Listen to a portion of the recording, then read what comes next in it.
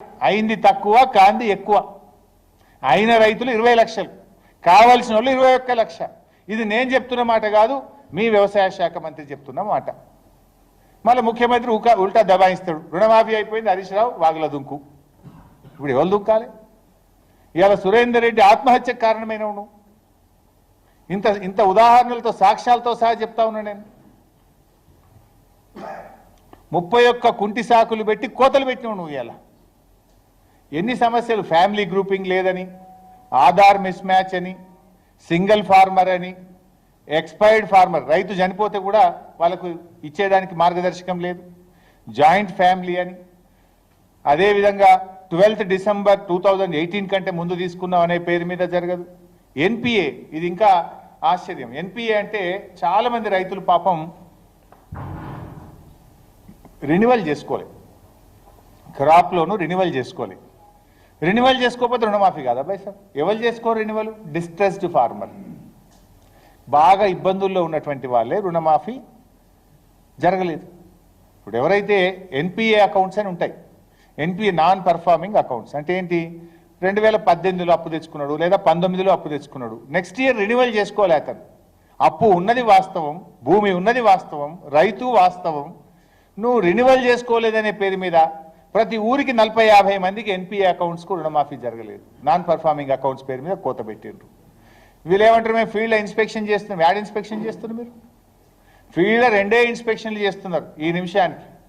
ఒకటి family grouping, 2 Aadhaar card. ఆ ఆధార్ కార్డులో కూడా ఒకటే జరుగుతుంది. ఏం జరుగుతుందంటే ఆధార్ నంబర్ మిస్ మ్యాచ్ అయితే చేస్తున్నారు తప్ప పేరు మిస్ మ్యాచ్ కూడా ఉన్నాయి. కొంతమంది పాస్బుక్లో ఒక పేరు ఉన్నది, బ్యాంకులో ఒక పేరు ఉన్నది, ఒక అక్షరం తేడా ఉంటే కథ అది పక్కకు పెట్టి పడేస్తుంది. ఈ రైతు తప్ప అది. బ్యాంకు ఉద్యోగి ఏదైనా పేరు కొట్టేటప్పుడు ఇప్పుడు హరీష్ రావు ఉంది, HARISH అని కొందరు కొడతారు, HAREESH అని కొందరు కొడతారు. డబ్ల్యూ ఉండి ఈడ అయి ఉంటే వరకు మ్యాచ్ అయితే లేదని చెప్పి లోన్ ఎవరు ఆపిరి. ఇట్లా కూడా చాలా మంది రైతులు సఫర్ అవుతున్నటువంటి పరిస్థితి ఉన్నది.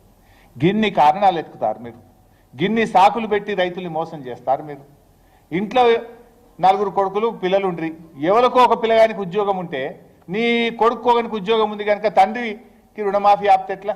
కొడుకు పెళ్లి అయిపోయా వాడు ఆయనే ఉండబట్టే. నౌకరు వచ్చింది కనుక తండ్రికి రుణమాఫీ ఆపుతారా? ఇంట్లో ఒకరికి ఉద్యోగం ఉంటే వ్యవసాయం మీద ఆధారపడ్డ తల్లిదండ్రులు ఏం కావాలి, ఇంకో కొడుకు ఏం కావాలి, వాళ్ళకి ఎందుకు ఆపుతారు? అంటే డేట్ల పేరు మీద కొన్ని, ఎన్పిఏ పేరు మీద కొన్ని, ఫ్యామిలీ పేరు మీద కొన్ని, ఒంటరి రైతులు పేరు మీద కొన్ని, రైతు చనిపోవడం మీద కొన్ని, ఆధార్ మిస్ మ్యాచ్ మీద కొన్ని, రేషన్ కార్డు మీద కొన్ని, ఇట్లా 31 రకాల సాకులు పెట్టి కోతలు కోతలు కోతలు పెడతా ఉన్నారు. ఇది కోతల ప్రభుత్వం. కాంగ్రెస్ పార్టీ ఎట్ట తయారైపోయిందంటే నిజంగా చెప్పాలంటే ఈ కాంగ్రెస్ సర్కార్ కంజూస్ సర్కార్ అయిపోయింది నా దృష్టిలో. ఈ కాంగ్రెస్ ప్రభుత్వం కాదు ఇది, ఇది కటింగ్ ప్రభుత్వం అయిపోయింది. ఈ ప్రభుత్వం తీరు అన్నిట్లా కోతలే. కోతలు ఎట్లా పెట్టాలనే దాని మీద ఎక్కువ దృష్టి ఉన్నది. ఎన్నికలప్పుడేమో కట్టుకథలు, ఇప్పుడేమో పాలనకు వచ్చేసరికి అన్ని కోతలే. కోతలే వారి చేతులుగా మారిపోయినాయి. చేతు గుర్తుకు ఓటేసిన పాపానికి ఇలా రైతులకు కోతలు పెడుతుంది ప్రభుత్వం. ఆ రోజు నమ్మి ఓట్లేసిండ్రు, కానీ ఇవాళ అన్ని కోతలు పెడతా ఉన్నది ఇవాళ కాంగ్రెస్ ప్రభుత్వం. మరి అదేవిధంగా ఏజెన్సీ ప్రాంతంలో గిరిజనేతర రైతులు ఉంటారు. ఇదే రేవంత్ రెడ్డి